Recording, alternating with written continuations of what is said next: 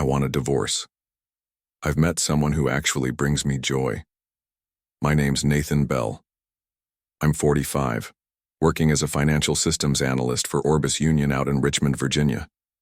That message popped up while I was at my desk on a Wednesday morning, deep into verifying fraud detection algorithms for a client.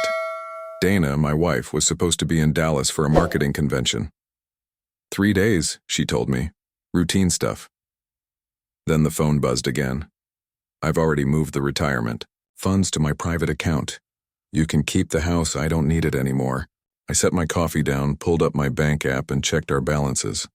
Something was off already, but not in the way she expected. I typed back, "I hope you're happy." That's all I said. No fight, no desperation, just 7 words. For the next hour, I watched transaction logs update across 3 financial dashboards. Every shared account we had was tied into a monitoring system I'd designed myself. Retirement, investments, emergency savings, even the personal checking account Dana assumed was hers alone. As soon as she initiated those transfers, she tripped a whole network of fraud protocols. The system didn't give a damn about feelings or marriage. It just flagged 6-figure moves with no joint authorization. Federal fraud detection kicked in like clockwork. By noon, my phone was lit up with alerts. Not from Dana, but from the receiving bank. Account review opened. All deposits. Frozen for investigation. I didn't grin. Didn't feel triumphant. I just cleared the notifications and got back to work. Someone else's account needed safeguarding. Dana's phone would start blowing up soon. She'd check her balance and see zeros. The system isn't built for sympathy. I've seen it play out during audit flags. Accounts suspended while people panic. Money doesn't factor in emotions. It follows protocol. Dana had just violated every rule. We'd been married 22 years. High school sweethearts from Petersburg. I was the guy tracking baseball stats and school fundraiser coins to the cent. Dana was always the outgoing one.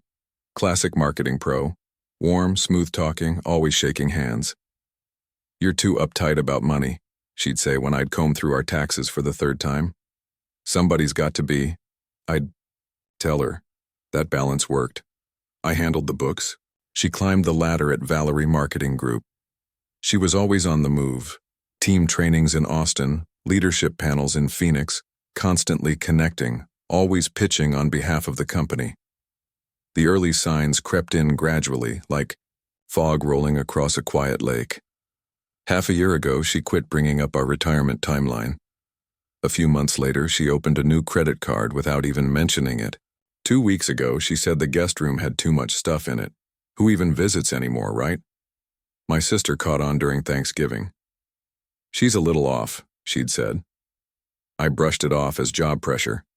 But Dana wasn't overwhelmed. She was scheming. Meanwhile, I was still managing our master financial tracker, a system I built after a client's internal audit missed a fraud that nearly tanked their firm. Dana had been reviewing it too, not just casually, really analyzing it. Hunting for flaws. But the system didn't have flaws. Every account synced, every dollar mapped, not out of suspicion, but out of habit. Years of tracking patterns, spotting when money tries to disappear. That Tuesday night before her Dallas trip, she got real specific.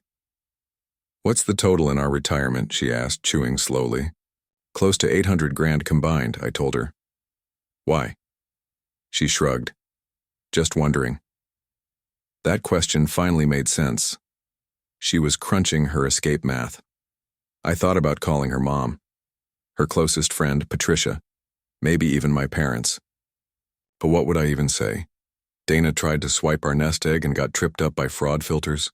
It sounded like a TV drama. So I made myself dinner, turned on the evening news, double-checked the banking alerts. The transfers were locked down. The fraud team said it would take 5 to 7 business days to investigate and return or clear the funds. Dana had bet on speed, hoped she could move it, all before I saw the red flags, before the system reacted. She forgot that in all our years together, I had never, ever missed a financial beat. The phone rang Friday at 11:30 a.m. "Nathan, my cards being declined. Her tone had that tight edge I used to hear during team meetings when her sales pitches flopped. That mix of stressed-out control masked as casual irritation. "What's your balance?" "Zero." "How can it be zero?" "I moved it." That part was true. I heard her exhale, then silence. "What did you do?" "Nothing," I answered honestly. The fraud monitoring system had flagged the unusual activity. Transfers from secured retirement accounts. Federal rules demand a hold for large movements without confirmed joint consent. More quiet. "How long?" 5 to 7 business days. Could be longer if they find anything sketchy. She hung up. I leaned back in my office chair at home, sipping my coffee, eyes on the screen full of fraud alerts. Something inside me had shifted. Not rage, not even heartbreak. Just a calm realization. I'd spent 22 years protecting our future, budgeting smart, investing with care, and creating safeguards that caught danger before it hit. And the woman I did all that for had chosen to drain everything and vanish. But it wasn't the money that stung. It was how efficient her betrayal was. A text, a transfer, and she was gone. Like signing off a contract. I opened our investment dashboard. Minus Dana's attempts, everything was still intact. The house we'd picked up 5 years ago for $300K had shot up in value. My personal stocks were untouched. The bonds and savings I'd hidden under safeguards while she flew around for conferences, they were all still there. My phone had 23 unread texts from Dana by Friday evening. I didn't open them. What was left to explain? The divorce attorney I met with Saturday morning didn't sugarcoat anything. File immediately, log everything. Her attempted financial misconduct plays in your favor. So I filed first thing Monday. Clean paperwork, no alimony, no division of what hadn't been touched. Just a straight-up divorce. The house stayed with me. I hadn't touched our joint. Checking. Let it sit there with the $3,000. She could keep that. By Tuesday, the truth set in. I wasn't the kind to retaliate. Never was. But I wasn't blind either. The same infrastructure I'd built at Canyon Ridge Financial to protect client portfolios had shielded me too. Bank systems don't care about wedding rings. They care about red flags, sign-offs, and digital footprints. And Dana had broken every single rule, thinking she could outsmart them. I headed into the office, grabbed a sandwich while working through lunch and sorted through some fraud files. Kind of funny when you think about it. By the weekend, I cleared out the spare bedroom, the one Dana always said was a mess, gave away her old novels, packed up a bunch of photos, not because I was bitter, just because it needed to be done. The relationship ended with a text, but the routines I'd built, they stuck around. Sometimes you put safeguards in place hoping you'll never have to use them, and then one day they kick in and protect you without you even trying. Dana brought in Patricia Martinez as her lawyer. I knew Patricia from our neighborhood cookouts. She never passed up a chance to talk shop about legal loopholes.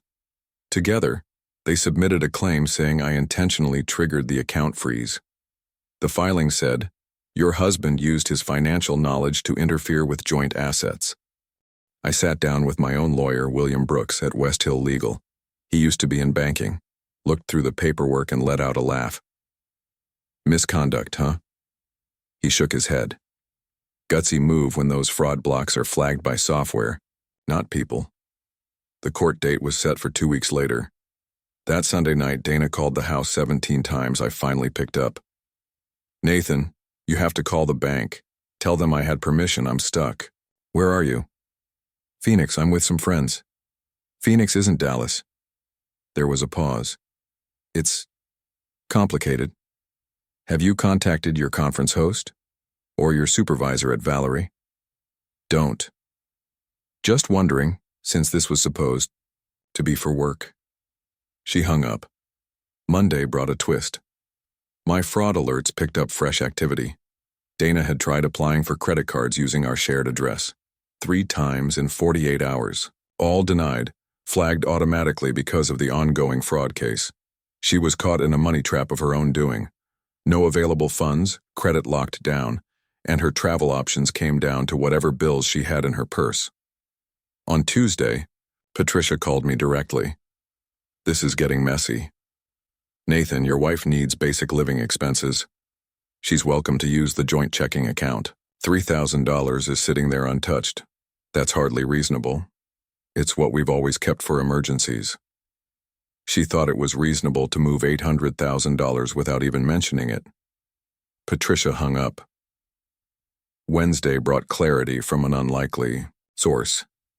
Alan Murphy, Dana's supervisor at Valerie & Co., reached out with some concerns. Was Dana actually at our Dallas conference? HR can't find her on the registration list. I almost lied to protect her. You'd have to ask her. She hasn't replied to my messages. We've also noticed some oddities in her expense reports. My gut dropped. This wasn't just about betrayal in our home. It was happening at work, too. I can't speak to that, got it, but if she reaches out, never mind. Thanks, Nathan. The fraud investigation widened. Bank officers got in touch with me directly. Sir, we've detected several suspicious transfers from business to personal accounts over the past year and a half. All trace back to the same IP address. Dana hadn't just violated our trust. She'd been bleeding the company dry. My carefully ordered world collapsed right there. Everything I'd trusted, our marriage, her word, even the basics of honesty, suddenly looked broken. But I hadn't driven her to commit fraud. I'd just created systems that noticed when someone did. Thursday morning, Patricia submitted an emergency request for Dana's living costs. The judge fast-tracked a hearing for Friday. I went into full prep mode. Bank records, fraud flags, past transaction trends all printed and labeled. My financial background kicked in. Hard evidence outweighs angry words. The night before court, Dana texted me. I'm sorry it came to this. I didn't answer. Sorry means nothing when it follows betrayal. Friday showed up cold and overcast. At the courthouse, I saw Dana for the first time since she left for that so-called conference. She looked frailer than I remembered, almost colorless. Why? She murmured in the hallway. Why? What do you mean? Why did I notice? Why did the system catch it? Why did you try to take everything? She had nothing to say. The hearing wrapped up in just 20 minutes. The judge went through the fraud reports, acknowledged the automated nature of the freezes, and concluded that the joint checking account gave sufficient access to cover living expenses while the case remained open. Dana left with nothing. The trap she'd set had snapped shut on her. That next Monday, I had a surprise knock at my office door. Gregory Harris, an investigator with Eastern Financial Compliance, showed up. Mr. Bell, we've uncovered consistent evidence of fraud tied to your wife and multiple company accounts. We need your expertise. I'm not part of this, I replied. We know.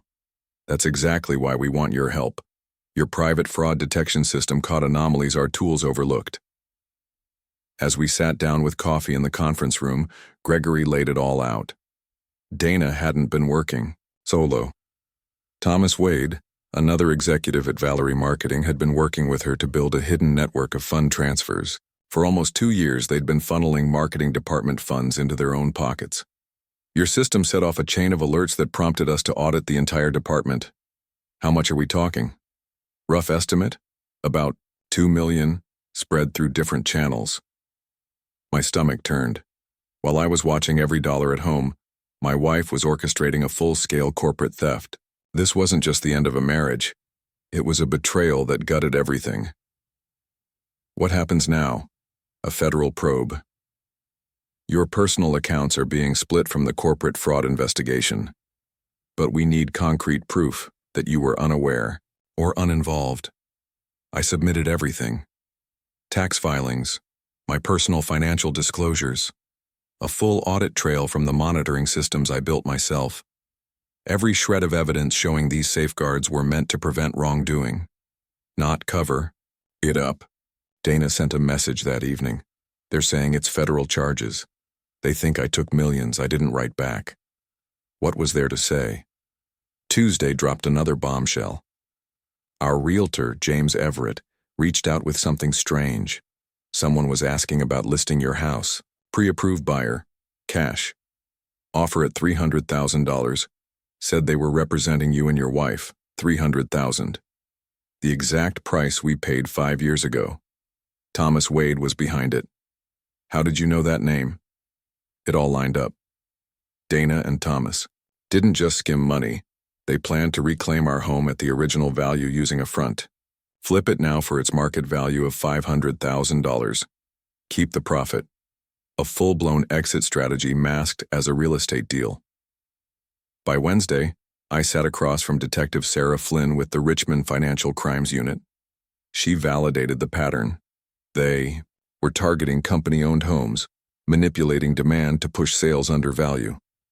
My software flagged irregular transfers and cracked their entire operation. How many victims? 12 families to date. Your situation offers the most straightforward trail of evidence we've seen. I couldn't stop thinking about those 12 families, people like me who played by the rules, made careful plans, and trusted, while others gamed the system. On Thursday, Dana's emergency request to unfreeze the accounts was denied by the court. Her attorney called for a meeting. Your client needs to be ready for a federal indictment, William Brooks warned. The fraud probe now extends far beyond just the divorce. Patricia looked rattled. Charges could include federal wire fraud, conspiracy, and even RICO if they confirm a consistent operation. Dana wasn't just at risk for what she stole from me. There was now clear evidence she'd orchestrated theft at work and helped commit real estate fraud. That night, I sent every piece of financial data I had to the U.S. Attorney's Office. Every alert, every log, every digital trace my monitoring tools had tracked. I never designed those systems out of spite. But what they revealed was much bigger than a broken marriage. Justice doesn't come from rage. It comes from data, from repeatable signs, from tools that pull the truth out into daylight. And sometimes, the truth wrecks more than just relationships. I gave my grand jury testimony, early Thursday, straightforward, clinical. No emotion in my voice as I walked them through the way my systems worked. The alerts kicked in at 3 a.m. when transactions crossed set thresholds. No need for human input. The prosecutor appreciated the level of detail. Did you ever access her personal accounts? No, I replied. The program only flagged our joint accounts. It was meant to detect strange activity in our shared finances. 2 hours of explaining every alert, every rule, how it distinguished normal habits from anomalies. The scope of Dana's potential punishment came into focus. The U.S. Attorney's Office listed the charges: several counts of wire fraud, conspiracy, and embezzlement. If convicted, she faced a minimum of 20 years. After court, I drove straight to Orbis Union. Michelle Chang, our team lead, had spent the whole week fielding calls. The feds wanted our full audit logs, everything Dana had touched. We spent Friday sorting through 3 years' worth of financial records, every login, every transaction, every access Dana used to pull off her plan. None of us saw this coming, Michelle murmured. Nobody did. That's why these safeguards exist. The weekend came with an odd sense of calm. Federal agents confiscated Dana and Thomas's phones, laptops, and any external drives they could find. The case grew stronger by the hour. Sunday afternoon, Patricia called. Nathan, Dana's willing to provide intel on bigger financial operations. She's ready to name names if the charges can be lowered. That's between her and the prosecution. They might also want to know if we'd ever consider reconciling character stuff. I paused, then said, "Tell them our marriage ended when she tried to steal our future. Everything else is just math." Monday, the formal update arrived. The investigation into marital assets had closed. Our retirement accounts would be restored. The joint checking account, split down the middle, $3,000, half of what Dana claimed she needed for the basics. Tuesday brought closure. Federal indictments were handed down. Dana, Thomas, and 5 other Valerie Corp employees faced charges for operating a structured fraud ring across Virginia. The bail hearing exposed even more. Under federal rules, she was a flight risk. No bail. Dana would stay behind bars until the trial. Then came her text from jail Tuesday night. I never planned for things to spiral like this. I finally gave a response. You didn't plan to get caught. On Wednesday, the U.S. attorney offered plea bargains, lighter sentences for those who'd cooperate fully. Now it was Dana's move. Either take 20 years or turn on Thomas and the whole operation. That night, I packed up her home office. Marketing packets, folders, printouts, boxed and stacked. In the lowest drawer, I uncovered a notebook, housing prices, appraisal figures, a list of 12 locations. Ours included. She'd organized it all with precision, the way I would, only hers was theft, not protection. By Thursday afternoon, divorce proceedings picked back up. Her arrest made everything messier. Your wife is open to giving up all joint assets, her new public defender said. In return, she wants you to speak about her character. I've already given statements on what I know, the finances, the red flags, but she's asking for something more personal, about the marriage itself. I weighed it, 22 years, a woman I thought I understood, a web of lies I hadn't seen coming. I'll share only what I personally witnessed. William submitted the paperwork. The house stayed with me. Retirement savings were returned. She turned down spousal support. Federal prison time would make it meaningless anyway. On Friday, a letter came, handwritten, from the county jail. I got pulled into the money, realized how simple it all was. Thomas claimed we could game the system, trusted him instead of you. I'm sorry, I filed it away. A confession, not an apology, I accepted. The systems I'd built kept running, automated, neutral, still catching wrongdoers even as families fell apart. Her federal trial lasted 17 days. I took the stand twice. First, on how the financial structures worked. Second, on the life I shared with her. Did you ever have doubts about your wife's work life? No, I believed in her. When did that faith collapse? The day my fraud monitoring software flagged her trying to move our retirement savings without my approval. The jury stayed focused. Dana seemed to shrink by the day, her complexion dulling, her once stylish wardrobe swapped for prison-issued clothes. On day 12, Thomas Wade broke. He took a plea bargain, full testimony in exchange for 7 years instead of 25.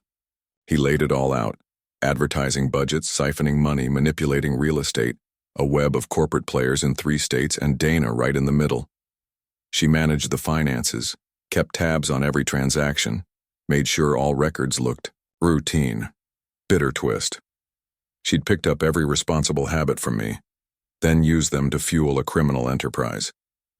The prosecutors rolled audio evidence. Dana's voice was clear. Nathan's obsessed with his tech stuff. He won't look into my work accounts.